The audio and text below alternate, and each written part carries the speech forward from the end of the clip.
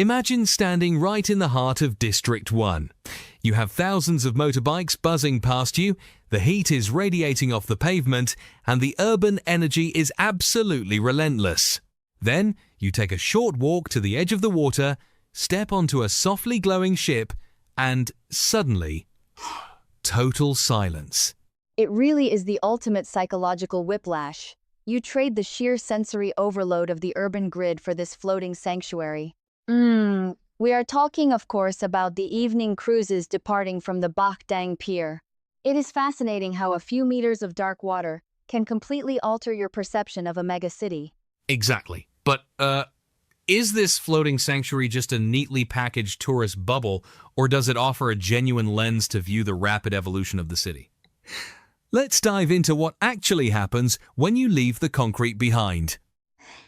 When that boat pulls away from the dock, the entire skyline shifts. You are suddenly looking at these towering financial hubs and massive skyscrapers from a completely unobstructed vantage point.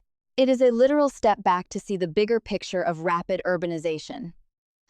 The city transforms from a roaring concert into a beautifully silent movie. A silent movie with a pretty diverse cast of theaters, though. You've got these massive wooden vessels leaning heavily into traditional aesthetics, complete with folk dances, and right next to them, you have ultra-modern, 5-star floating boutique hotels. It feels like a massive clash of eras happening right on the current. It is a clash, but a highly curated one. The traditional boats sell a nostalgic, almost romanticized version of the past, while the luxury cruisers, with their fusion menus and sleek rooftop decks, mirror the hyper-modern, cosmopolitan trajectory of the country today.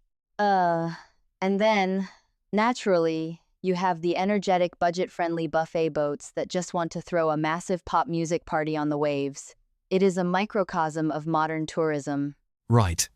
You essentially get to pick the version of reality you want to sail through. But there is a very strict timeline to this reality.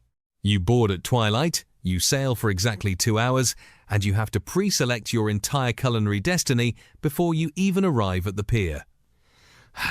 It is highly orchestrated spontaneity. Which makes perfect sense when you think about it. Selling peace in a booming metropolis requires serious logistics.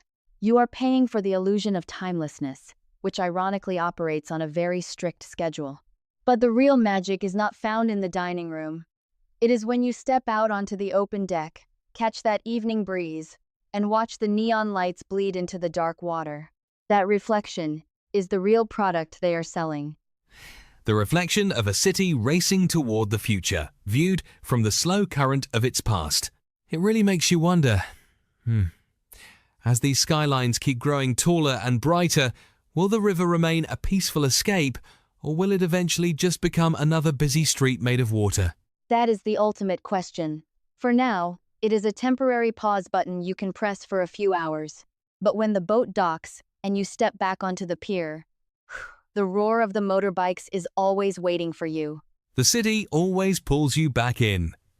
Until next time, keep questioning the current.